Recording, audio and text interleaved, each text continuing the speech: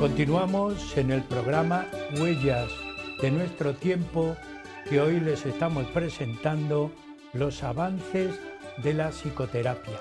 Continúan con nosotros a don Javier Sedano Pérez y a don Manuel Becerro Cereceda. Yo les voy a hacer una cuestión, casi diríamos, de compromiso. Nos han hablado de terapias, de psicoterapia, y nos han hablado de estados emocionales, de diagnósticos. Yo les cuestiono, ¿cuáles son las interpretaciones, los niveles de interpretación cuando aparece un diagnóstico o se tiene que hacer un diagnóstico? ¿Cuáles son esos niveles? Podéis los dos empezar, Javier, y luego Manuel, podéis hablar. Podemos decir que toda realidad humana es interpretable. Es decir, no podemos tener un contacto material directo con las cosas. Siempre hay una mediación simbólica a través del lenguaje. Entonces, lo que cabría preguntarse es, ¿quién interpreta en psicoterapia y desde qué punto de vista interpreta? Porque claro, lo que no puede entenderse es que la psicoterapia sea una especie de adaptación al medio, exclusivamente. Porque a veces lo que está mal es el medio. Es lo contrario, a veces es lo que hay que transformar, ¿no? Entonces podemos decir que hay diferentes modelos de interpretación. Puede haber un modelo de interpretación autoritario, que dice esto es así porque lo digo yo, estos son los criterios, establezco esto, lo impongo, ¿no? Puede haber otro tipo de interpretación que sea pues el propio de la posmodernidad, ¿no? Que es un tipo de interpretación muy ambiguo, muy vago, muy difuso, en el que vale todo, vivimos en una posverdad, nada es cierto, cualquier cosa que digas cuela, ¿no?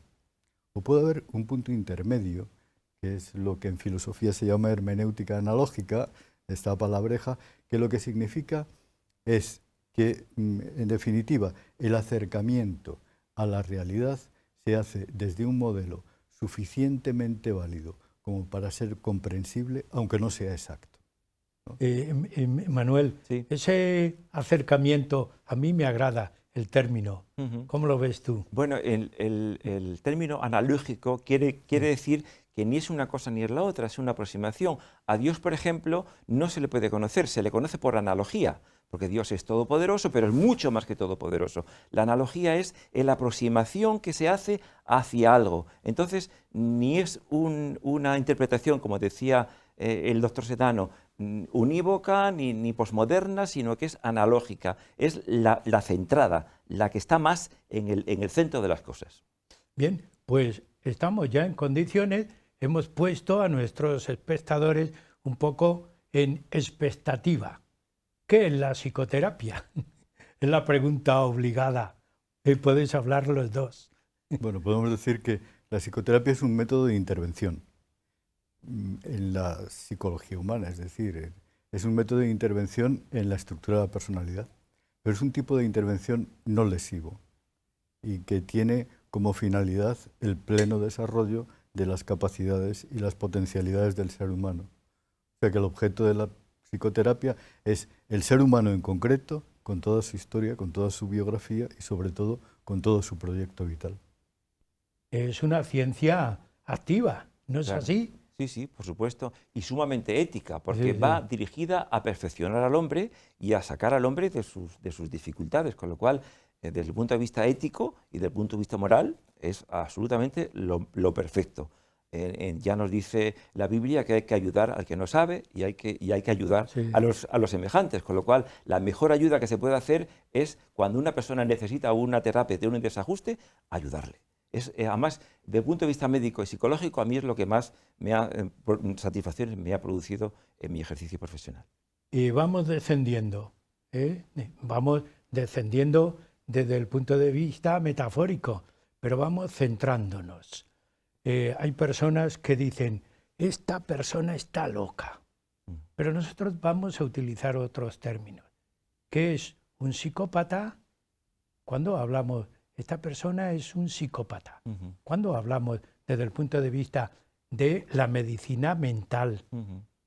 O cuando decimos, esto es un psicótico. ¿Parecen los mismos términos? No son iguales, no. hay una diferencia radical.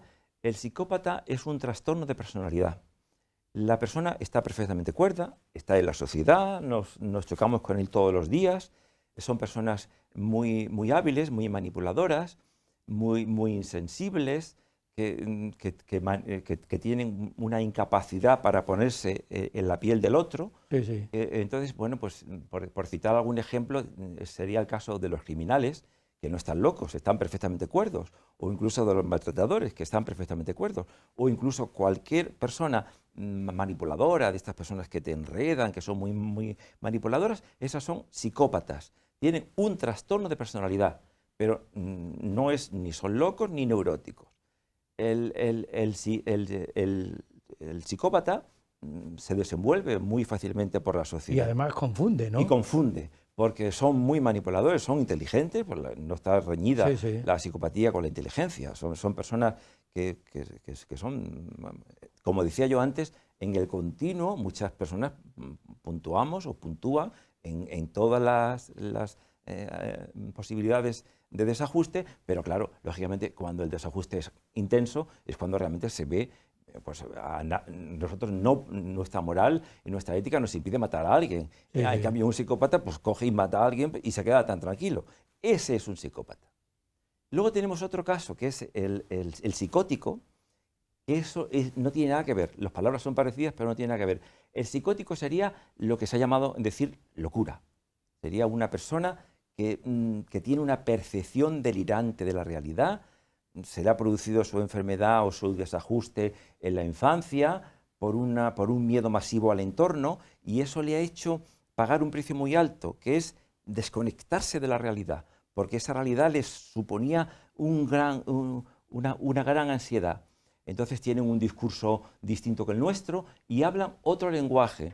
Decía el profesor Cencillo que el loco no es que esté loco, sino que habla otro lenguaje, porque evidentemente yo en mi consulta y en el hospital he tenido personas que me decían cosas que eran incomprensibles, pero sí para ellos. Sí. Con lo cual no tenemos que verlos como yo decía antes, como personas locas, sino como personas desajustadas. Peculiares.